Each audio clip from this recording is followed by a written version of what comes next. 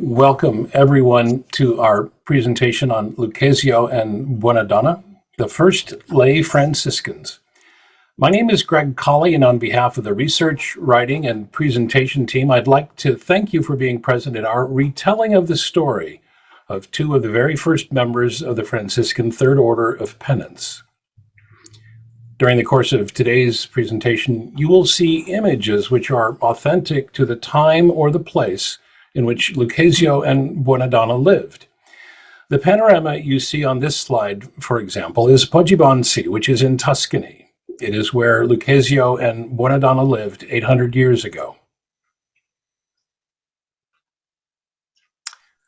This presentation is offered under Creative Commons license. You are free to share and adapt this material on the same terms in which we offer it, with attribution for non-commercial purposes.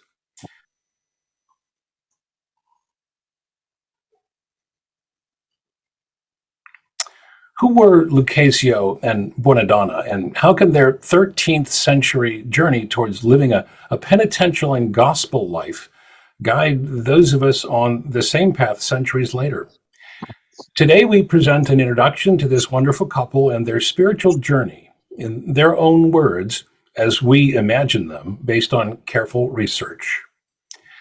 This program is a part of our Lay Franciscans project, a series of programs in which we explore how our early lay Franciscan forebears found their particular way to live the call to be a Franciscan in a secular world. In this project, we delve into the lives and times of several lay Franciscans, including Elizabeth of Hungary, Margaret of Cortona, Angela of Foligno, Peter the Comb-maker, and others. Each worked out a singular Franciscan response to the circumstances of their lives that was faithful to the Franciscan charism and the gospel life. Let's begin. The time is the early 13th century in Italy. Spoken word, visual images, song, and music predominate over written word. The printing press has yet to be invented. Hand-scribed and illuminated books are rare, and Latin is both the written and spoken language of the educated. Most in Italy of the 1200s are illiterate and speaking the different dialects of Italian that are just emerging from vulgar Latin. St. Francis of Assisi's Il Cantito del Creatore, the Canticle of the Creatures, is the first piece of poetry written in vernacular Italian, marking the beginning of Italian literature in the Umbrian school. It is a time of societal change in Italy. The population concentrations shift from country to city. Images of heaven switch from pastoral scenes to those of an urban city, with the reimagining of heaven as a city set on a hill, the New Jerusalem. A system of currency exchange facilitates trade. The rise of the merchant class, into which St. Francis is born, marks the beginning of a middle class between landless peasant and landed noble. With the rise of trade and the city-state also come the possibilities for upward social and economic mobility. As a merchant, one could prosper, and with a little ingenuity and luck and a lot of hard work, one could come to own property and even become wealthy. This is the historical backdrop for our story of Luchesio Modestini and his wife, Buonadonna, two of the first lay Franciscans who joined the movement during St. Francis's lifetime. I, Luchesio Modestini, grew up in Florence, hearing the clashes of swords and the foreign Sienese tongue of our ruling governor. Like others in Florence, I wanted to take up arms against the foreigners from Siena who ruled us and take back rule over Florence by Florentines. So, as a young man, I became a soldier. After we won back rule of our city, I continued in military service to safeguard our corridors of commerce. I was dashing. I was a daring risk taker, the captain of our young band of soldiers who were always ready to go on the offensive to protect our peace. But then I met my true love, my soulmate. We married, and as we planned for a family, I realized that I could no longer recklessly risk my life now that there were mouths to feed and a family to protect. Yes, he was dashing in his uniform and quite handsome too. My Luchesio, amore mio, or Lucio, as I called him affectionately.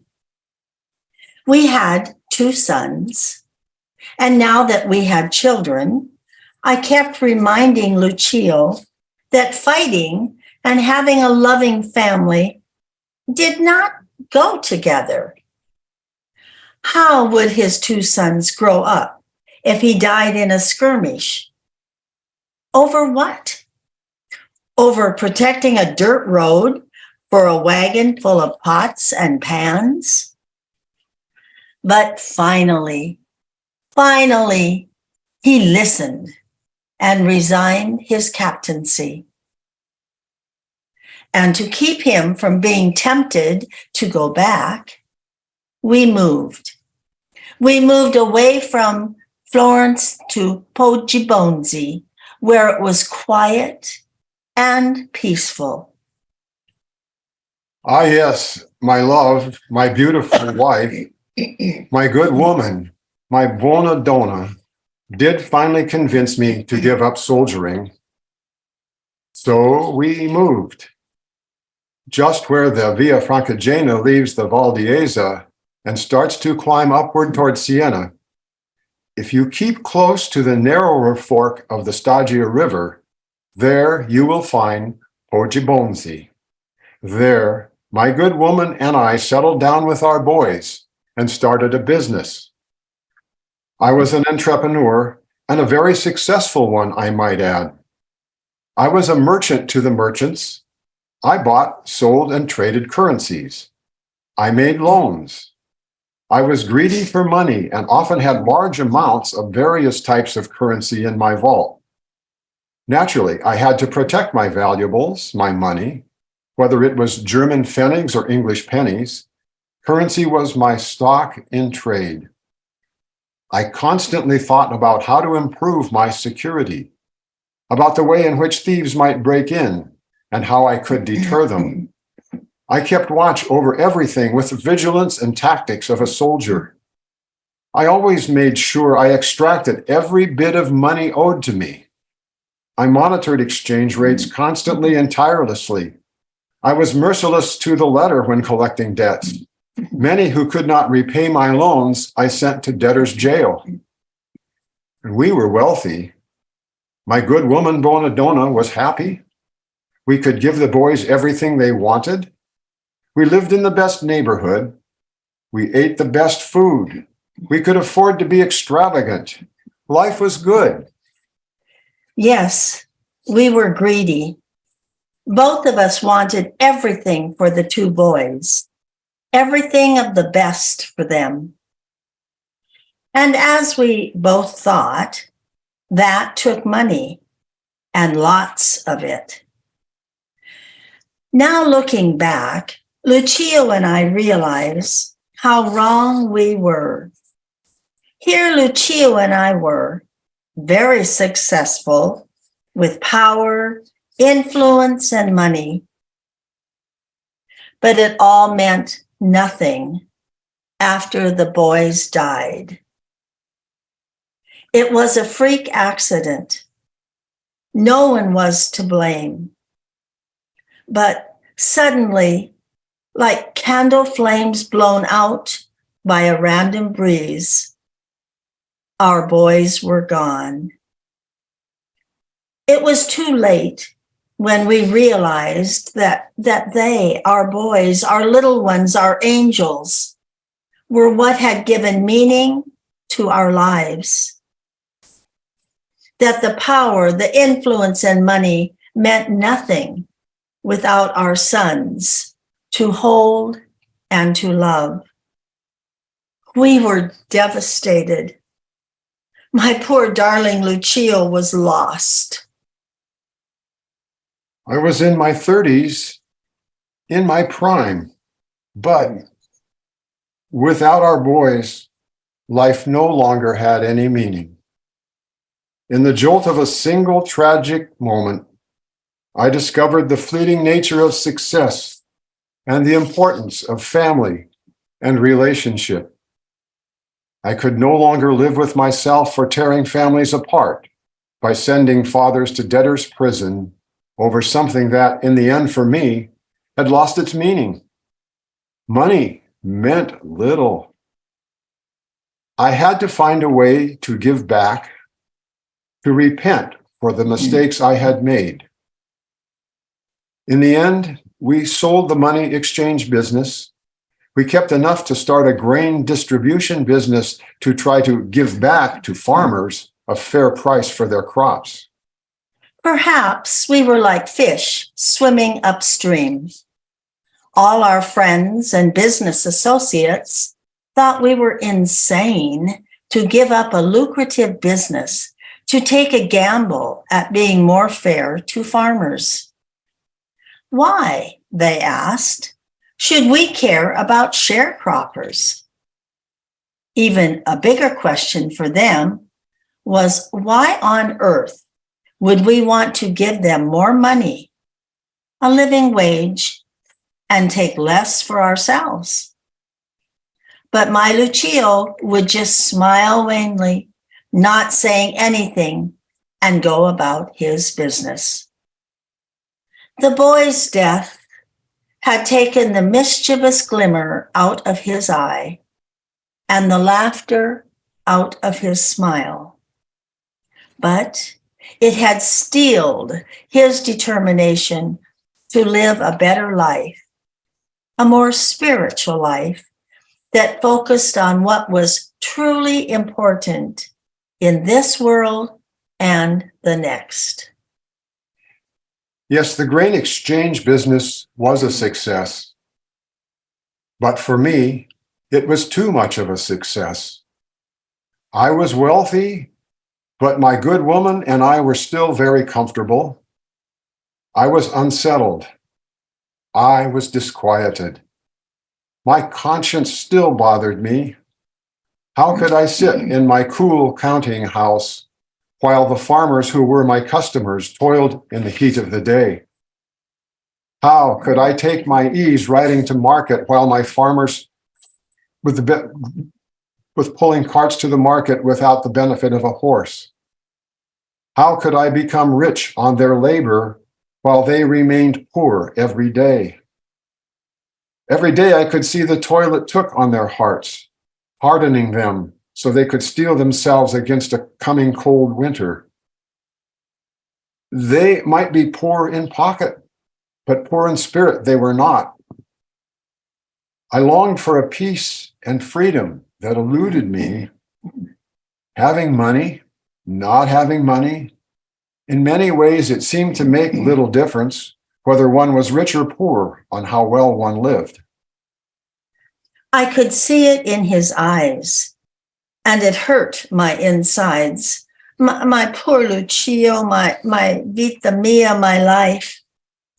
My poor little soldier had lost his swagger and his purpose. Without the boys, happiness seemed to elude him. Actually, it eluded both of us. Maybe it was a little easier for me because I could still cook and sew for my Luchio. But Luchio, yes, he provided for me well, but I too longed for a peace and a wholeness that in the absence of our two little loved ones could not be filled. So when Luchio wanted to sell the grain business, I agreed. We did something similar to what we had done with the other business, the sale of the money exchange. We kept enough to buy a little farm and gave away the extra money we did not need. It was freeing to no longer be tied down to maintaining a business, of no longer having to focus one's complete attention and activity on making money each and every day. Tending a homestead farm did take a lot of daily work, but for both of us, it freed our minds to appreciate the beauty of the sunrises and sunsets and the simple comforts of one another's company. It was another step down economically, but though I complained a lot at first, especially about the inconveniences, I got used to it. My poor good woman struggled at first with farm chores, preparing and feeding slop to the pigs, milking the cow, feeding the hens and collecting the eggs, weeding and watering the vegetable garden.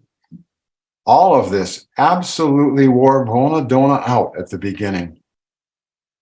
But I felt invigorated by the labor of tending the crops. The daily toil made me feel stronger and actually a bit younger than I had been feeling for a long time. This was honest work, reaping what I had sown and sowing part of what I had reaped again the next year. It was a cycle of birth and death that I could understand, very much unlike the death of my two sons, for which I could still fathom no purpose.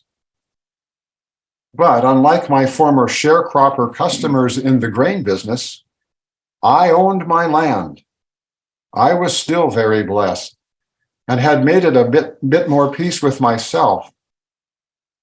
But then there was news of someone called Francesco from Assisi that actually brought me a glimmer of hope.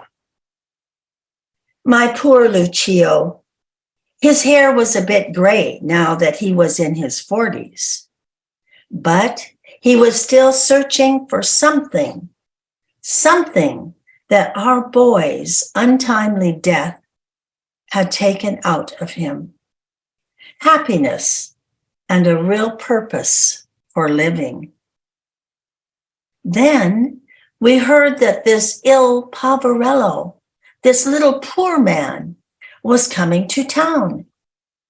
Actually, coming to our own little town of Poggibonsi.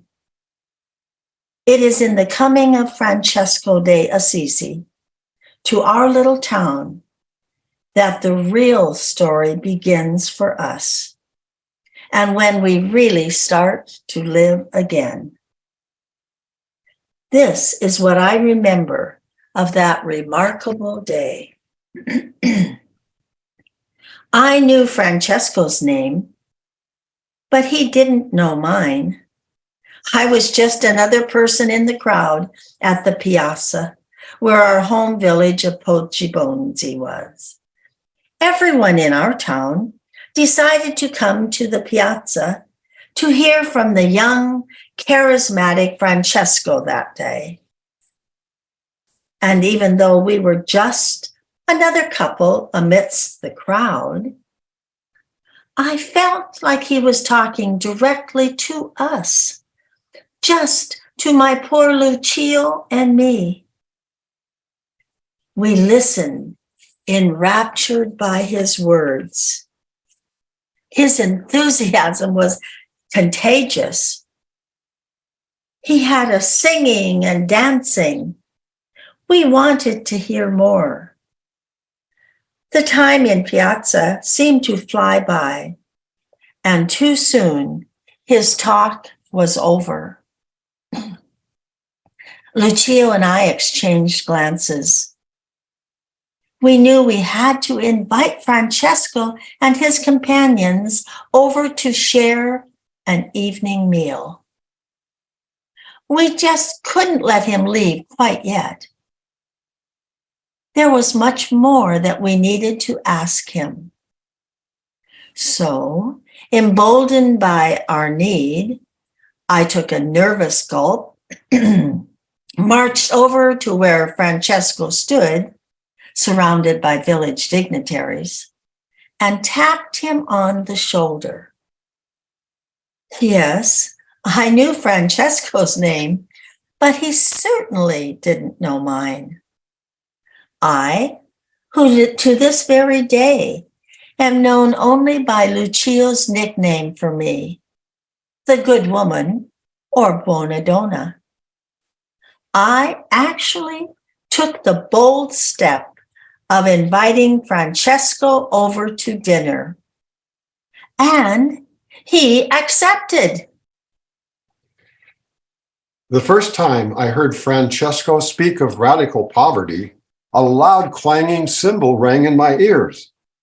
My heart raced to think of ways to be as free of earthly things, as free as Francesco was. His message hit me squarely in the heart. It was the answer to the way of life we, both my good lady and I, had been seeking for the last decade. I knew I needed to talk to him some more, but I wasn't sure how it could happen.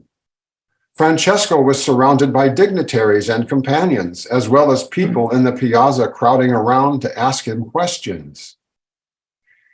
Francesco was starting to move away, beginning to edge his way toward the exit to the piazza, when I saw her, my own Buonadonna, my good woman, who usually prefers to stay in the background, enter the center of the piazza.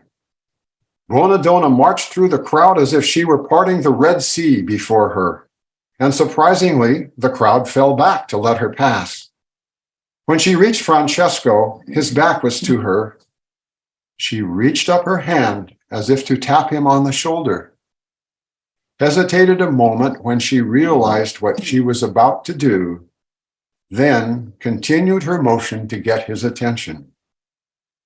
When he turned around, my good woman looked him steadily in the eye, then whispering something into his ear.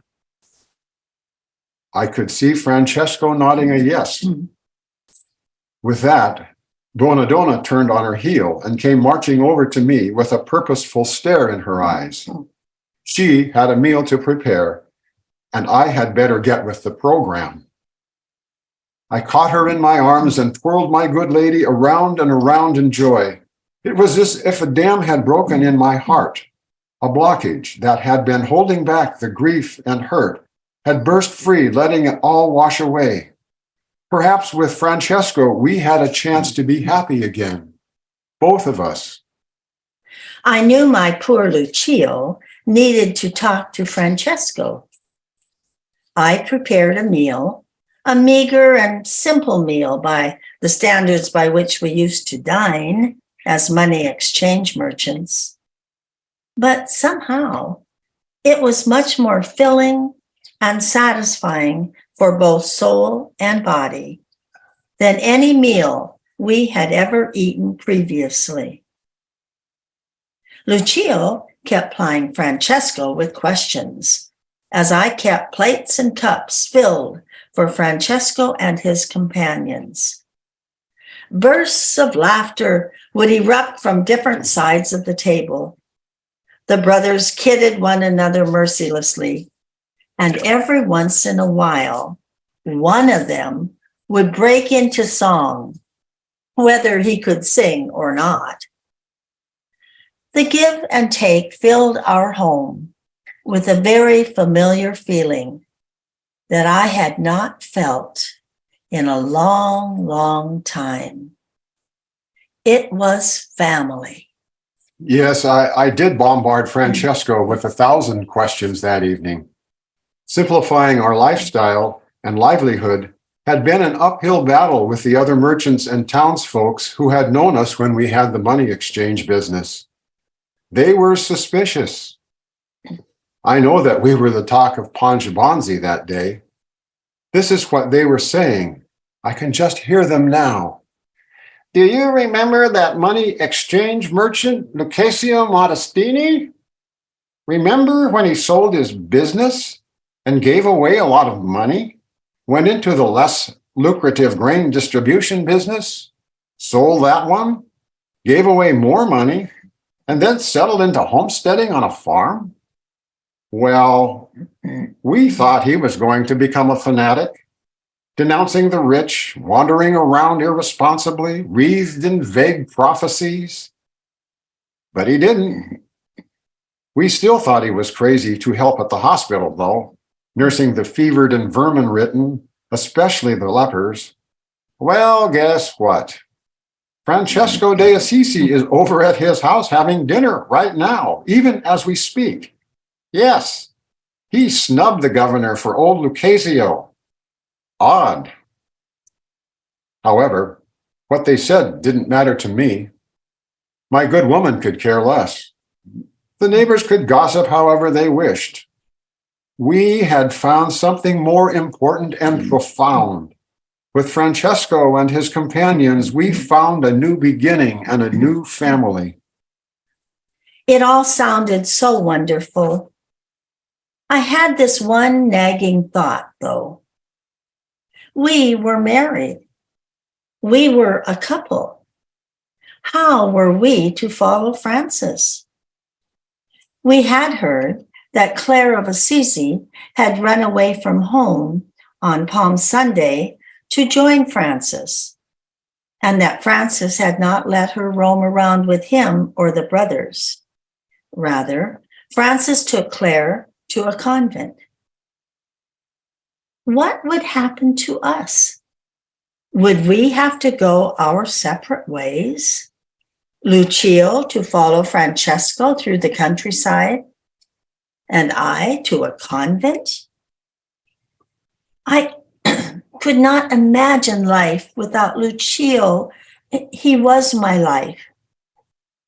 We had been together too many years. We had sons together. We were business partners. We carried each other through our grief when the boys died so unexpectedly.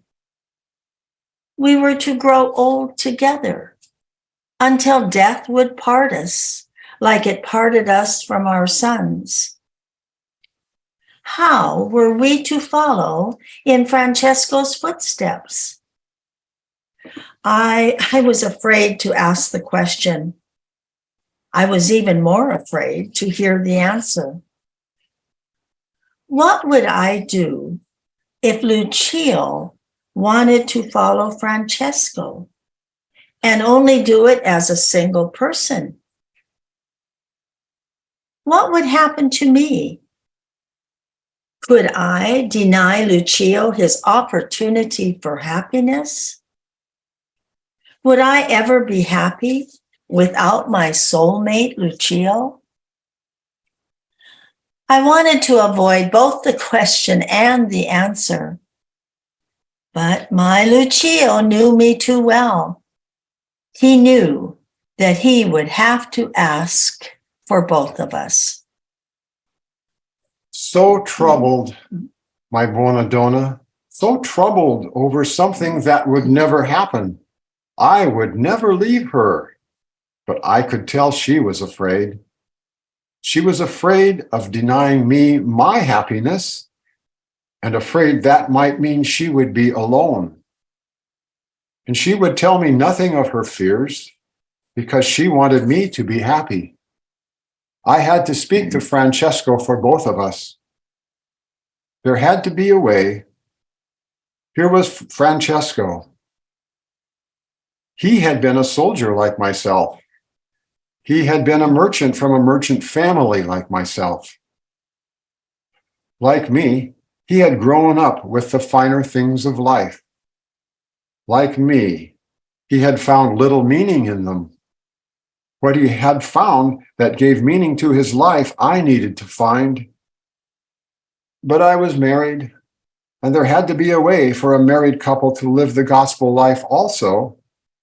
After all, man and woman, he created them. We were created in pairs. So the next time Francesco came for dinner, Buonadonna served us all, but avoided eye contact with everyone. She dreaded the answer which she knew she would hear. But Francesco guessed what was bothering her. I did ask the question, and his answer surprised both of us. Buonadonna was bustling around the table, filling cups and clearing dishes, but kept looking down. As he began, Francesco gave her a sideways look and burst loudly into a troubadour's love song. Jumping up from the table, he grabbed the dishes from my good lady's hands, whirled her around, and ended the love song with the refrain, "What good will it be to you if I become a monk and you don't keep me as your own? All the joy in the world is ours, lady, if we love each other." And with that, Francesco placed Buonadonna's hands in mine. I was out of breath, surprised, astonished, and then elated as I started to understand what Francesco meant.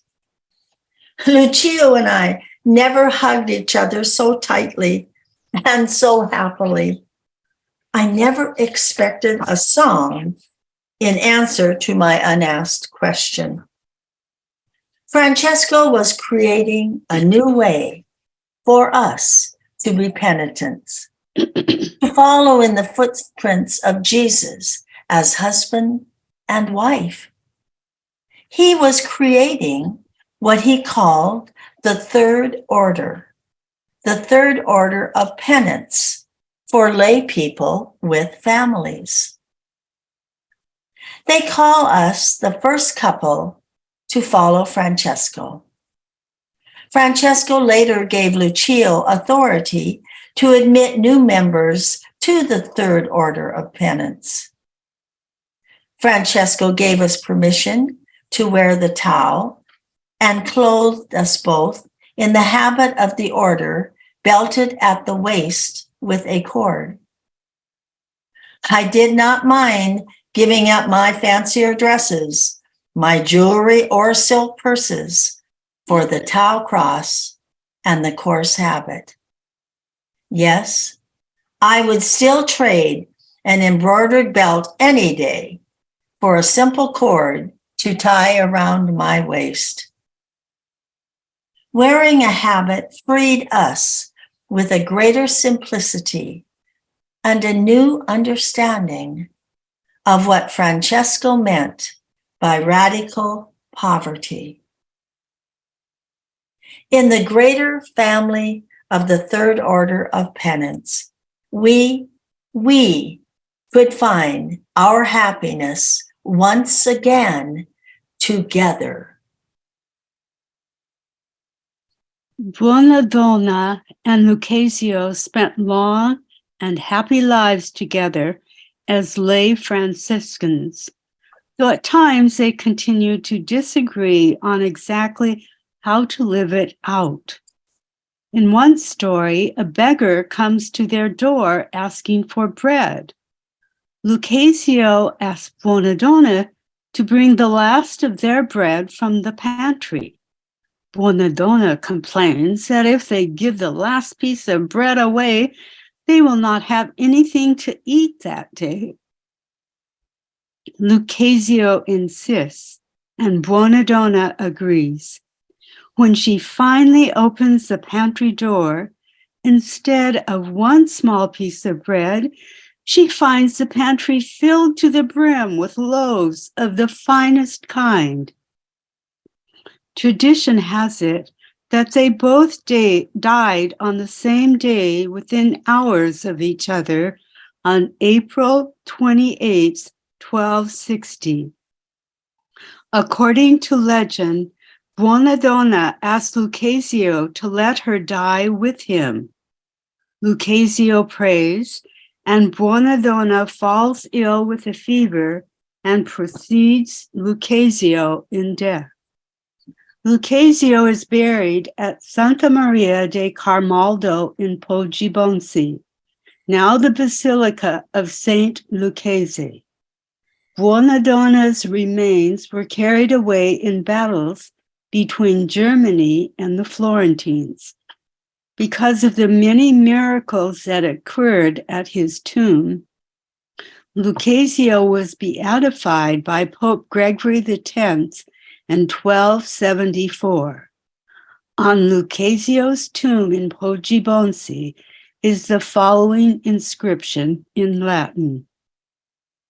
The body of Saint Luchesio, who was the first to give his name to the Third Order of Penance of the Seraphic Father in the year 1221. All you who draw near, venerate him. Luchesio's feast day is celebrated on April 28th each year and is a holy day of obligation in Poggibonsi.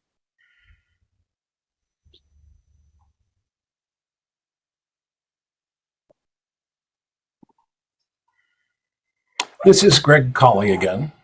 I'd like to thank everyone for joining this presentation on Luchesio and Buonadonna. This program is a part of the Lay Franciscan project, which is sponsored by Simply Franciscan. We invite you to join us at 10 a.m. Pacific time on Saturday, April 29th, when we will offer a prayer service inspired by the lives of Luchesio and Buonadonna.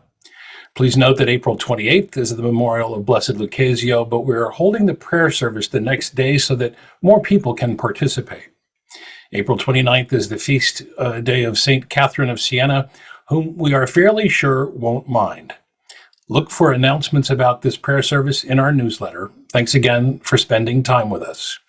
And finally, please stay for a couple more minutes and enjoy one final piece of music by Simon DeVoyle.